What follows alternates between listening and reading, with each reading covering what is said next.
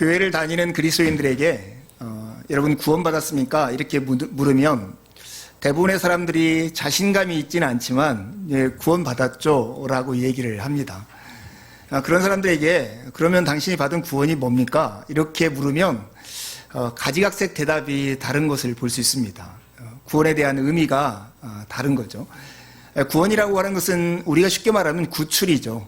그래서 성경의 의미에서도 구원의 가장 기본적인 의미는 인간이 경험하고 있는 악과 고난으로부터의 해방, 그것이 바로 구원입니다. 그런데 성경은 단순히 악과 고난으로부터의 해방뿐만 아니라 해방된 우리가 어느 곳을 향하여 가는 것을 구원이라고 그래요. 하나님과 원수였던 관계가 하나님과 친구 관계가 되는 것을 구원이라고 그래요. 하나님 앞에 죄인이었던 우리가 하나님 앞에 의롭다고 된 것, 그것을 구원이라고 그래요. 오늘 본문과 관련해서 또 한 가지 신약 성경의 중요한 그림 언어가 하나 있는데 구원은 하나님의 가족이 되는 것을 말합니다. 구원을 받았다라고 하는 것은 고아와 같은 사람이 하나님의 자녀로 입양되어서 하나님의 가족의 구성원이 되었다라고 하는 것, 그것이 바로 구원받았다라고 하는 의미입니다. 그런데 여러분, 하나님의 가족이 가지고 있는 특징이 있을까요? 오늘 우리가 읽은 이 말씀 속에서 이 질문의 답을 우리가 찾을 수 있습니다. 오늘 본문의 마지막 부분에 보면 예수님의 어머니와 예수님의 형제들이 예수님을 만나러 왔어요. 굉장히 군중이 많았던 것 같아요. 그래서 예수님 앞에 가까이 갈 수 없을 그때에 사람들이 예수님한테 이런 소식을 전해요. 당신의 어머니와 형제들이 당신을 보려고 여기까지 왔습니다. 그 얘기를 들은 예수님께서 하신 말씀이 뭐냐면 내 어머니와 내 동생들은 곧 하나님의 말씀을 듣고 행하는 지금 여기에 있는 사람들이 내 형제이고 내 어머니다, 이렇게 말을 하는 것이죠. 예수님은 하나님의 말씀을 듣고 행하는 제자들을 가리키면서 이들이 나의 어머니고 나의 형제들이다, 이렇게 말씀하시는 거죠. 이 의미를 우리가 잘 새기는 이 시간이 되었으면 좋겠습니다. 사실은 이 맥락이 누가복음 6장부터 계속 내려오는 맥락이에요. 예수님께서 평지에서 제자들에게 설교를 하시면서 끝부분에 이렇게 말씀하셨어요. 너희는 나를 불러 주여 주여 하면서도 어찌하여 내가 말하는 것을 행하지 않느냐. 나를 주님이라고 인정한다면, 주님이라고 알고 대한다면 너희들은 내 말대로 행동하는 것이 마땅한 것이다. 그런데 왜 그렇게 하지 않느냐? 이렇게 질문을 하시는 거예요. 평지 설교를 하고 내려오셔서 사람들 앞에 정말로 주님을 그렇게 부르면서 주님의 말씀대로 행하는 사람, 그것과 주님을 그렇게 부르지만 주님의 말씀대로 행하지 않는 두 사람을 극단적으로 대조해서 보여줍니다. 믿음이 있는 사람, 그의 대표가 바로 이방인 백부장이었죠. 그리고 주님을 그렇게 자기 집에 초대했지만 홀대했던 사람이 바리새인 시몬이었습니다. 이방인 백부장은 자기 종이 병에 들어서 예수님을 청해서 자신의 종의 병을 낫기를 원했어요. 그래서 전가를 보냈더니 진짜 예수님이 동네에 오시는 거예요. 근데 이것을 만류하면서 그가 했던 말을 여러분 기억하십니까? 나도 내 수하에 병사들이 있는데 이리로 가라고 하면 이리로 가고 저리로 가라고 하면 저리로 갑니다. 주님, 굳이 여기까지 오실 필요 없습니다. 주님은 말씀으로만 하십시오. 그러면 내 하인이 나을 것 같습니다. 이 사람은 예수님을 어떻게 대했냐면 병의 통치자, 정말 인간을 창조하셨을 뿐만 아니라 인간의 병을 치료할 수 있는 그분으로 믿고 그분의 명령을 그대로 받아들였던 사람이죠. 반면 바리새인 시몬은 이 이방인 백부장과 전혀 다른 사람이었어요. 이 사람은 예수님을 집으로 초대하고 있었지만 예수님을 정말로 그런 분, 적어도 랍비 정도로도 대우하지 않았습니다. 이 바리새인 시몬의 행동은 한 여인의 모습과 대조적으로 나타나면서 이렇게 구체적으로 드러나는데요.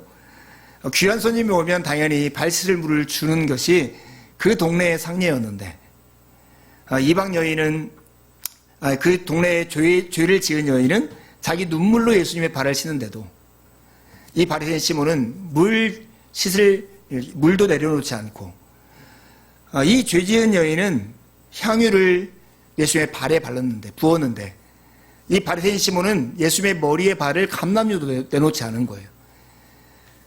이 죄 지은 여인이 예수님의 발에 입맞췄지만 이 바리새인 시몬은 예수님의 볼에도 입맞춤 않는 그런 홀대를 예수님한테 보였습니다. 이 바리새인 시몬과 이방인 백부장의 차이는 이거죠. 예수님을 어떤 존재로 대하느냐는 거예요. 여러분, 믿음의 핵심은 이것입니다. 예수 그리스도를 누구라고 생각하느냐, 예수님을 누구라고 생각하느냐, 이것이 믿음의 핵심입니다. 예수님을 정말로 백부장이 고백했던 것처럼 그분의 말씀은 현실이 되는 창조자라고 생각하는 사람에게는 예수님을 대하는 태도가 다를 거예요. 주님의 말씀에 대한 태도가 달라질 것입니다. 그러나 바리새인 시몬처럼 그냥 자신의 명예를 위해서 예수님을 초대했지만 예수님이 있거나 말거나 상관없이 뒷방 늙은이처럼 취급하는 사람에게 예수님의 말씀은 그의 삶에서 현실이 되어질 수가 없는 것입니다. 여러분, 우리의 순종이라고 하는 것이 중요한 요소이죠. 그리스도인의 삶에서 순종의 중요한 요소, 의미는 뭐냐면 우리가 믿고 있는 그 믿음이 진실된가를 증명하는 것이 순종입니다. 그가 순종하는 걸 보면 예수님의 말씀에 대해 예수님을 자기의 입으로 고백하는 것이 얼마나 진정성이 있는가를 확인하는 거죠. 여러분, 우리가 쉽게 말해서 입시생들이 일타 강사를 만났어요. 근데 그 강사가 쪽집게처럼 문제를 찍어주는 거예요. 이것만 공부해라. 너 수능 이 과목에서 1등급 맞을 거야. 이렇게 말을 했어요. 근데 그 들은 학생이 10명이었는데 10명 중에 5명은 공부하고 5명은 공부하지 않았다고 생각해 보세요. 그 차이가 뭘 것 같아요? 게을러서? 아니면 그 말에 순종하기 어려워서? 사실 그런 게 아니고 일타 강사를 정말로 일타 강사로 인정하는 사람은 정말 죽으라고 공부했을 거예요. 왜냐하면 이것만 공부하면 자기에게 복이 되는 줄 알았기 때문에 그렇죠. 공부하지 않는 사람은 일타 강사를 일타 강사로 인정하지 않고 때로는 모르기 때문에 그런 것일 거예요. 여러분, 우리의 믿음의 가장 핵심은 예수님이 누구인가 하는 것에 대한 알미입니다. 그리고 우리가 그분을 어떻게 대하는가, 이것이 믿음의 가장 중요한 요소입니다. 예수님은 하나님을 이 땅에 계시면서 아주 독특한 방식으로 부르셨는데 그것이 바로 아바라고 하는 호칭이에요. 우리식으로 흔하게 표현하면 아빠, 이런 호칭으로 표현을 하셨죠. 그리고 제자들에게도 하나님을 아바, 아버지라고 부르게 하셨어요. 예수님이 가르치신 기도에 보면 이렇게 하나님을 향해서 기도를 하잖아요. 하늘에 계신 우리 아버지여, 이렇게 기도하도록 예수님은 제자들에게 가르쳤습니다. 그런 의미에서 보면 예수님의 제자라면 누구나 하나님의 가족이고, 하나님의 가족이라면 누구나 하나님의 말씀을 듣고 행하는 사람이어야 하는 것입니다. 어떻게 하나님의 가족의 특징이 하나님의 말씀을 듣고 행하는 것일까 하는 질문이 혹시 여러분 생기세요? 이것을 이해하려면 이게 하나님의 나라라고 하는 예수 그리스도의 메시지 안에서 이해하면 이것이 쉽게 이해가 갈 거예요.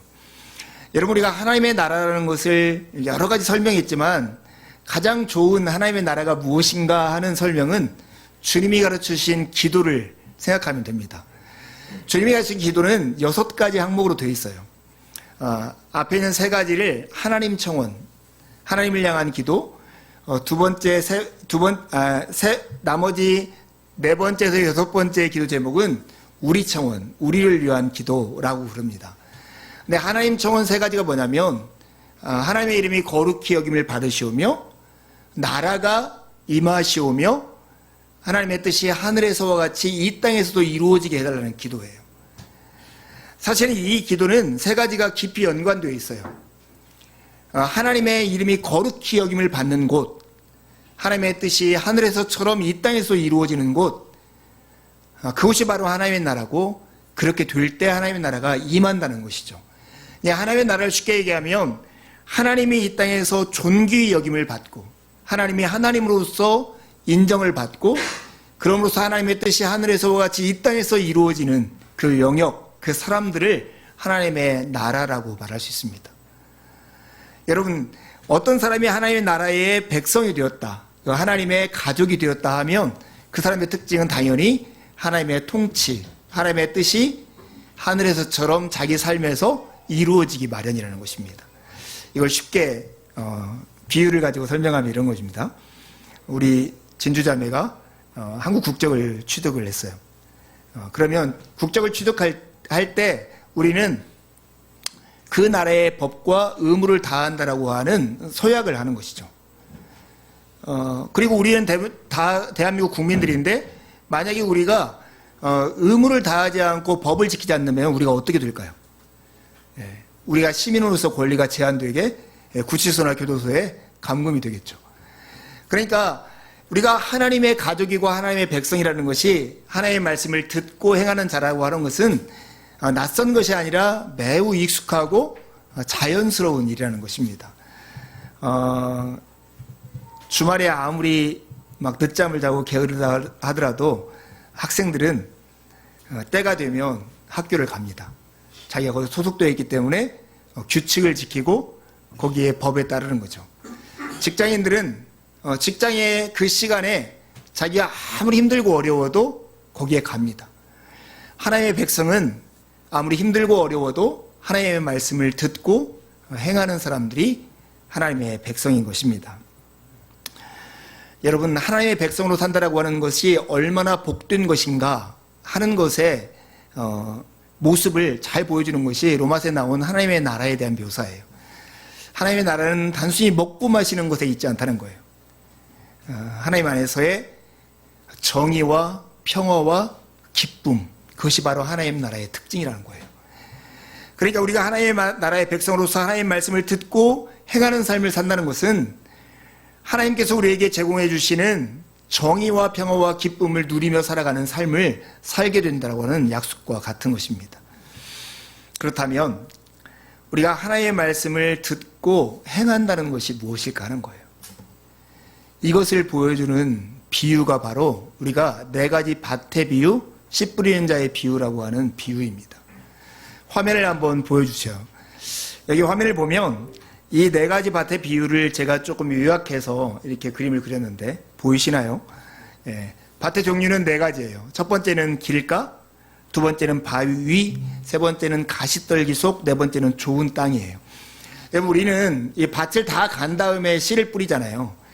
근데 이 팔레스타인 지역에서 그 당시에 씨를 뿌리는 방법은 맨 땅 위에다가 씨를 뿌려놓은 다음에 나중에 쟁기로 밭을 간다고 그래요. 그러다 보니 길가에 나무였는데 돌 위에 씨가 놓여져 있는 것, 가시덤불 사이에 씨가 있기도 하고 좋은 땅에 씨가 있기도 하다는 거죠. 그들에게 다 이해할 수 있는 삶 속에서 4가지 밭에서 어떤 결실을 맺는가를 예수님께서 비유로 설명해 주는 것이죠. 길가에 떨어진 씨앗은 밟히고 공중에서들이 먹어버립니다. 예수님께서 11절 이하에 이것을 설명하면서 이렇게 말씀하세요. 이것은 마귀가 말씀을 그 마음에서 빼앗는 것이다. 바위 위에 떨어진 씨앗은 싹이 났다가 습기가 없으므로 말라버렸다. 예수님께서 13절에 이것을 설명할 때 이렇게 얘기해요. 잠깐 믿다가 시련을 당할 때 배반하는 사람이다. 세 번째, 가시떨기 속에 떨어진 씨앗은 가시가 함께 자라서 가시가 기운을 막아서 더 이상 결실치 못하는 것이다. 14절에서 예수님이 설명하면서 염려와 재물과 향락의 기운이 막혀서 결실하지 못하는 것이다. 네 번째, 좋은 땅에 떨어진 씨앗만이 100배의 결실을 하는데 이 결실의 모습을 이렇게 설명합니다. 듣고 지키어 인내로 결실하는 자, 이렇게 말을 합니다. 여러분, 같은 사람이 같은 씨앗을 뿌렸어요. 그러나 땅의 상태에 따라서 결과가 달랐습니다. 좋은 땅에 떨어진 씨앗만이 100배의 결실을 맺었더라고 얘기를 합니다. 여러분, 지금 이 비유가 무엇이냐면 하나님의 말씀을 듣고 행하는 것이 무엇인가 하는 거예요. 듣고 행하는 것이 무엇인가. 이것을 이 4가지 밭의 비유에서 설명하는 것이죠. 하나님의 말씀을 듣고 행하는 것이 무엇일까요? 여러분, 알아채지 못하는 거죠. 예수님의 제자들도 알지 못해서 예수님께 물었습니다. 그런데 이 비유를 통해서 우리가 알 수 있는 것은 하나님의 말씀이 씨앗이 땅에 떨어져서 그 열매를 맺은 것처럼 하나님의 말씀이 우리 안에 들어와서 말씀이 의도하고 말씀이 뜻한 것이 우리의 삶의 현실이 되었는가. 이 말씀이 우리의 삶을 통해서 현실로 구체적이 되었는가. 이것이 말씀을 듣고 행하는 모습이라는 것이죠. 여러분, 아까 어린이 설교에서 했던 것처럼 엄마가 야, 내 말 좀 들어라 이렇게 하는 말을 듣고 말을 듣거나 엄마 나 말 들었어, 내가 됐지? 라고 하는 것을 우리가 말을 들었다고 하는 게 아니잖아요. 내 말 좀 들어라 하는 그 얘기 속에는 내 말을 듣고 내가 말한 대로 행해라 하는 뜻인 것처럼, 그리고 엄마의 말을 듣고 그 말대로 행하는 것을 들었다고 하는 것처럼, 하나님의 말씀을 듣고 행한다라고 하는 것은 하나님의 말씀이 우리의 삶에 부딪혀서 우리의 삶의 삶으로 구체적으로 드러나는 것을 하나님의 말씀을 듣는 것이라고 얘기합니다. 여러분, 주보에 이사야 50장 10절과 11절 말씀이 있습니다. 한번 같이 읽어보겠습니다. 시작.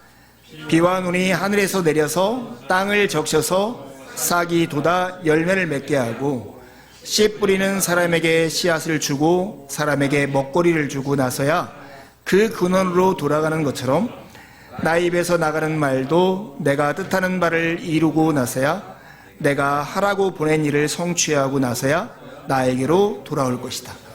이 하나님의 말씀과 비와 눈을 이게 대조하면서 이사야 선지자가 얘기해요. 하늘에서 내리는 비와 눈은 내려서 땅을 적시고 싹을 돋아 열매를 맺게 하고 씨를 뿌린 사람에게 씨앗을 주고 사람에게 먹거리를 주고 나서야 돌아간다는 거예요. 이와 똑같은 방식으로 하나님의 말씀이 우리에게 내려오는 거예요. 그래서 우리에게 열매를 맺고 이것으로 우리에게 씨앗을 갖고 먹거리를 주도록 하나님의 말씀이 우리 가운데 역사해요. 그런데 순종하지 않는 사람의 삶은 하나님의 말씀이 와서 내 삶에서 머릿속에 딱 멈춰버리는 것과 같은 것이죠. 비와 눈이 땅을 적시고 열매를 맺어서 이 뿌린 자에게 씨앗과 먹거리를 주도록 하는 그 의도를 다 하지 못하는 것처럼 하나님의 말씀이 우리의 불순종을 통해서 우리에게 열매 맺게 하고 우리에게 씨앗과 먹거리를 주는 일들을 방해하도록 하는 것입니다. 우리가 하나님의 말씀을 듣고 행할 때 선하신 주님의 뜻은 우리의 삶에서 현실이 됩니다. 이렇다는 것은 하나님의 말씀을 착하고 좋은 마음으로 듣고 그것을 굳게 붙잡아 인내로 결심한다는 것은 하나님께서 하나님의 가족에게 당신의 복을 누리도록 주신 하나님의 방법이라는 것입니다. 그러니 하나님의 말씀을 듣고 행한다는 것이 얼마나 우리에게 복된 현실인가 하는 것입니다. 요즘 젊은이들 치고 이렇게 헬스를 하지 않는 사람이 별로 없는 것 같아요. 과장해서 표현하면 열의 9은 다 몸을 이렇게 만들어서 이 근육의 양들이 막 이렇게 블록블록 나와 있는 것들을 봅니다. 예, 젊었을 때 근육을 많이 만들어놔야 나이 들으면 좋다고 그래요. 근데 근육을 만드는 게 재밌습니까? 저는 막 헬스장 가가지고 이렇게 역기를 들고 이런 거 보면 늘 그런 생각하거든요. 저 군대에서 PT 체조하면서 고생하던 일을 왜 이렇게 돈 주고 하나 이런 생각할 때가 있는데 정말 그렇게 하면서 이렇게 근육을 만드는 이유가 뭡니까? 자기에게 건강을 가져준다는 확신이 있기 때문에 그래요. 그 믿음이 있기 때문에 그렇죠. 하나님의 말씀을 지키고 순종하는 것이 쉽지 않습니다. 왜냐하면 우리의 본성이 한쪽으로 기울어져 있어요. 우리가 살아가는 시대는 하나님보다 더 지혜롭다고 말을 하는 것들이 너무 많아요. 그래서 하나님의 말씀대로 순종하는 것은 늘 저항이 부딪힐 수밖에 없습니다. 그런데도 불구하고 우리가 하나님의 말씀에 순종하는 이유가 뭘까요? 이것이 하나님의 가족에게 하나님의 복을 주시는 방식이기 때문입니다.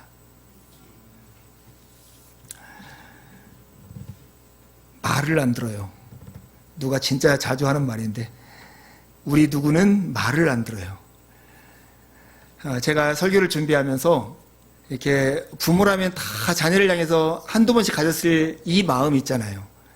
왜 내가 이 아이한테 좋은 제안을 하고 얘를 위해서 이렇게 말을 하는데 내 말을 듣지 않을까 하는 이 답답함, 이 마음을 통해서 하나님 아버지가 우리를 향해 가지고 있는 마음을 좀 이해했으면 좋겠습니다. 그럴 수 있다면 우리가 우리 자신이 하나님을 향해서 어떠한 태도로 살아가고 있는가를 볼 수 있는 매우 중요한 계기가 될 수 있을 거라고 생각합니다. 여러분, 구원을 받았다라고 하는 것은 하나님의 가족의 일원이 됐다라고 하는 거예요. 예수님의 형제가 되었다는 것입니다. 예수님의 형제로 살아간다는 것은 예수님처럼 하나님의 말씀을 듣고 행하는 자가 된다는 것입니다.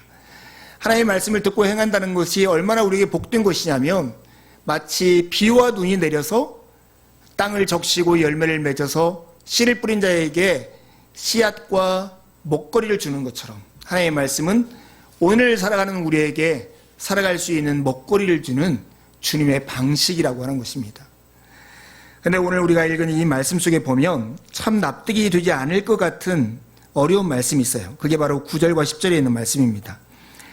제자들이 이 비유의 뜻을 물으니 이르시되 하나님 나라의 비밀을 아는 것이 너희에게는 허락되었으나 다른 사람에게는 비유로 하나니 이는 그들로 보아도 보지 못하고 들어도 깨닫지 못하게 하려 함이라 하는 말씀입니다.